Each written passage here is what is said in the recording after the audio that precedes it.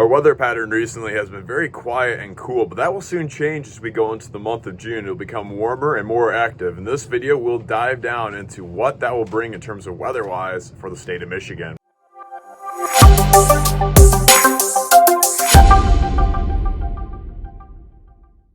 What up everyone, Drew here giving you guys a forecast update on the upcoming pattern shift that is expected to happen in our state in the early parts of June. So recently we've been noticing on the models, mainly the Euro and GFS, of an upcoming pattern shift in terms of our overall weather pattern. So recently we've been experiencing a more quiet and tranquil weather pattern, mainly with our temperatures in the 60s, maybe getting up to the 70s, with really dew points around those 40s or 50s, which basically means our air itself feels very pleasant or a little dry. But that will soon change as that trough moves out of our state, and we will be getting a ridge that will be moving in. And the Climate Prediction Center does agree with us with a above average temperature outlook for the early part of June going into the mid part of June, as well as a slightly above average in terms of precipitation. And we'll be explaining kind of why that's the case and what to kind of overall expect in terms of storm chances during this time frame as well. So in order to understand our overall weather pattern, we first need to look at the 500 millibar map. This will help us in terms of figuring out where our troughs and ridges are, basically where our cold air mass and our warm air mass will meet up, so we can figure out rough positioning on where severe storms will be happening.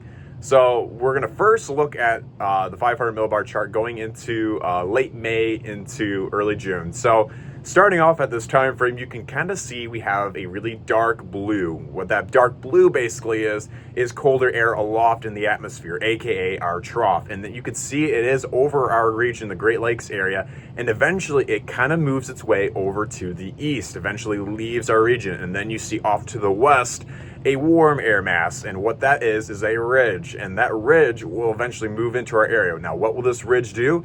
It will bring in warmer air, more unstable air, and moist air as well, which basically could be fuel for any storms that could come through with our trough that will eventually come off to the west as well. So when we see the trough that eventually comes into frame here, that time frame is around that June 4, June 5 time frame that we're gonna have to start looking at roughly. So that early part of June is where we have to first start looking at in terms of rough timing. Now, we can't get really specific in terms of timing when it comes to what date or what time frame on that day we could see severe weather. And the main reason why is because there is still disagreeing in terms of the models, in terms of what days could see that severe weather. But we have had consistently the Euro model and the GFS model that have continuously shown basically a very potent severe weather environment across not just the Great Lakes area, but also the northern plains, where we could have multiple severe weather setups. It wouldn't be just one severe weather setup. We could have multiple severe weather setups potentially, depending on how it all shapes out to be. Another weather ingredient we look at is our dew point, or our moisture that's present. So you can see in this graphic here, we first have been recently having really dry dew points, or pleasant dew points. Basically dew points ranging between that 30 to 50 range basically for the past few weeks.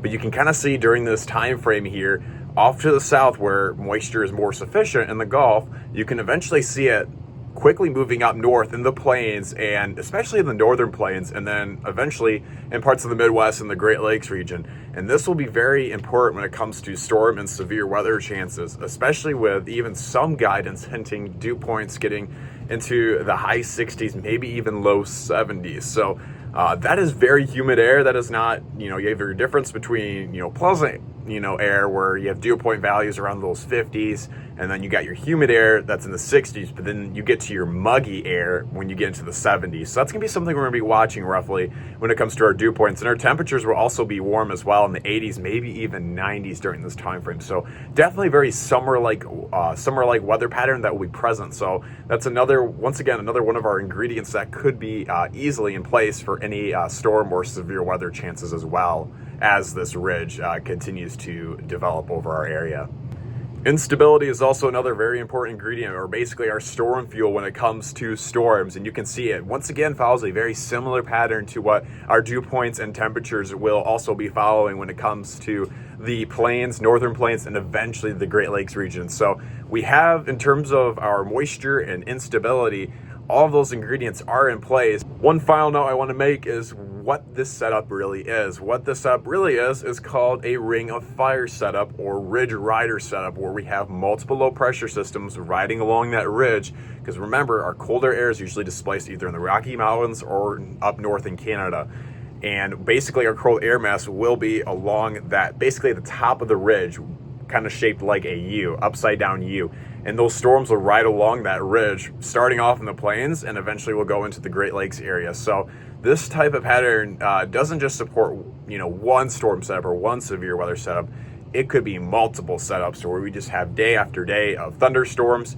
And regardless, even if the storms, move too far to our north or too far to our south, that is entirely possible, where we could have maybe that ridge go a little too far north and maybe the storm action could ride more up to our north or maybe more to our south.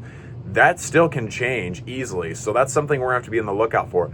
Regardless though, it is looking likely that either our storm development will be basically right where that cold air and warm air meet, or it'll be a little bit further to the north.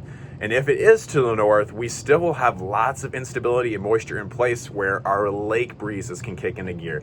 Because our lake right now is very cold. You got your cold air mass right there and your warm air mass inland, and you can get those pop-up storms, which can be severe based on the potential in terms of how much instability and moisture can be there too. So regardless, there's most likely going to be several storm chances here. We'll have you covered here at MSC. As always, we'll post out our forecast graphics as well as daily updates in terms of any severe weather coverage, and we will go live as well for any severe weather coverage as well. Once again, thank you guys for watching. Till then, see you in the next video.